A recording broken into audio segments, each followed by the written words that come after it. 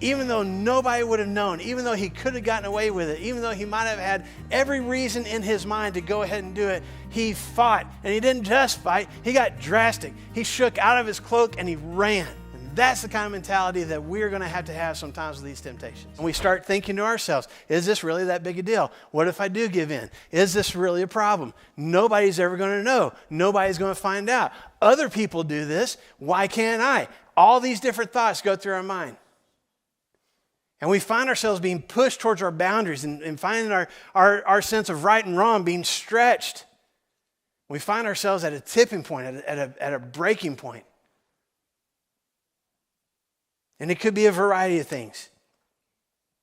It could be food, it could be alcohol, it could be porn, it could be prescription meds, it could be lust, it could be spending money that I don't have. It could be consistently getting into conflicts and arguments. It could be losing my temper and retaliating to people that do hurtful things to me. It could be gossip. I mean, the list could go on. It's this thing, or maybe a couple of things, that keep coming up and keep being a temptation and keep being a thing that I want to give into, an urge and a desire that I want to participate in. And I have to convince myself not to, but that's becoming more difficult. And what if I do? What if I give in? Is that really that big a deal? And then I know I've given in before, and that's given me a lot of guilt and a lot of shame, but man, it would be really fun to do it again, and I would really enjoy it, and is it really that big a deal? And we have these thoughts.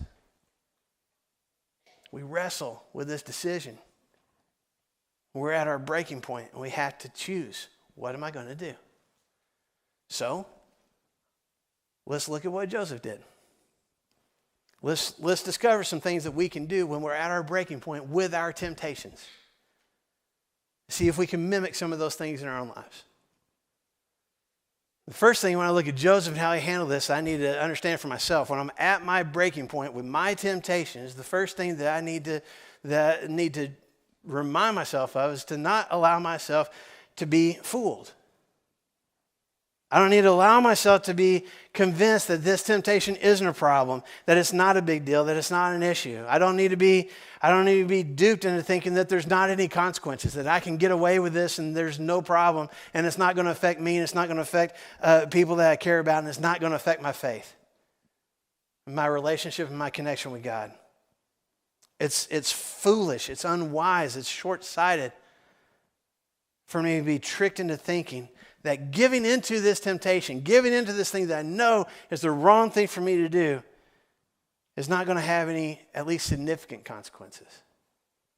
It's not going to be hurtful to me. It's not going to be hurtful to people that I care about. Don't be fooled into thinking that. Joseph didn't allow himself to be fooled into thinking that. Look in Genesis chapter 39.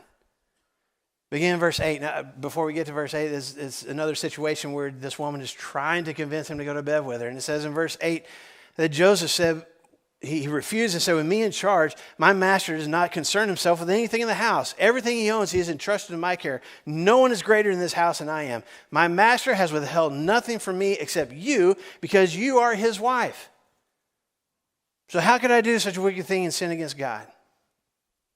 What I want you to see, folks, is Joseph wasn't fooled. He wasn't fooled by this woman. He wasn't fooled by his own desires. He wasn't fooled by Satan trying to tempt him. He didn't allow himself to be tricked and to be duped into thinking this wasn't a big deal and this wasn't a problem. Joseph knew, if I give into this, that's going to be a problem. It's going to impact my relationship with Potiphar, my master. It's going to damage the trust that I have. It's going to have an impact on the status I have with the rest of the house servants. But even beyond all that, look at the last question that he asked. And I'm sure it's a rhetorical question, but his main focus is, this is going to hurt my God. How can I do that? But see, this is the way that Satan works. Satan tries to convince us that it's not that big a deal, or that it's actually better for us to give in, that we need to tune out all the our conscience or our God or the Holy Spirit or whatever it is telling us, no, don't give in, don't do this, don't make this choice. We need to tune all that out, because that's just keeping us from enjoying life, and that's just keeping us from doing what we know we really want to do anyway. Jesus describes Satan as a thief in John chapter 10 and verse 10. And he says, a thief comes only to steal and to kill and destroy. Folks, This is what Satan wants to do to you. This is what our enemy wants to do to each one of us. His only desire is to continually put temptations in front of us and struggles in front of us and urges and desires in front of us to ruin the good things that we have in our lives, to ruin the things that would make a positive difference in our lives, that would empower us to make a difference in other people's lives. He wants to kill our relationship with God. He wants to destroy our families. He wants to rob us of peace and of joy and of hope. He wants to kill our marriages. He wants to destroy everything that's good in our lives. And if you think that I'm overstating the issue, please understand I am not. We have an enemy that wants to destroy us. And it doesn't matter how old I am or how young I am. It doesn't matter how much money I have or don't have. It doesn't matter if I'm male or female. It doesn't matter if I've gone to church all my life or haven't gone ever. It doesn't matter what my status in the community is. It doesn't matter what my status in my family is. It doesn't matter what my status in the church is. We have an enemy that is looking to rob us of all the good things in our lives. Don't be fooled. Don't be fooled into thinking that there won't be hurt. There won't be consequences. There will be. So that's the first thing that I need to remind myself. This is serious. And don't be fooled into thinking that this is not a big deal. And then number two, I need to keep fighting. If I know this is the thing that I should say no to, that I should stay away from, but it's fighting me, it's coming against me, it's battling against my heart and my mind and my thoughts and my desires. I mean, there's this battle going on, there's this fight going on. And I'm challenging you folks, I'm challenging myself, we need to keep fighting. No matter what tries to convince us otherwise, even when we're pushed to our breaking point with this temptation, even when we want to give in, even when we feel justified or we can rationalize in our mind why it's not that big a deal for us to do it, we need to keep fighting. That's what Joseph did. Go back to Genesis 39 again in verse 10. Look at what it says. Even though he tells this woman, I can't do this. It says in verse 10, and though she spoke to Joseph day after day, he refused to go to bed with her or even be with her. Joseph kept fighting. We don't know how many days the temptation presented itself. We don't know how long he had to keep fighting this battle with this woman. But day after day, every single day, she's trying to find some way to get him to compromise his values, to get him to compromise his morals, to give into temptation. And every single day he fights it. It's not that he's not tempted, he just fights against the temptation. And that's what I have to do as well. Peter says it this way in 1 Peter chapter 5, beginning in verse 8. He says, be alert and sober mind. Your enemy, the devil, prowls around like a roaring lion looking for someone to devour. Our enemy wants to devour our hearts, our thoughts and minds, our souls. So what does Peter say to do? Fight. Resist him, standing firm in the faith.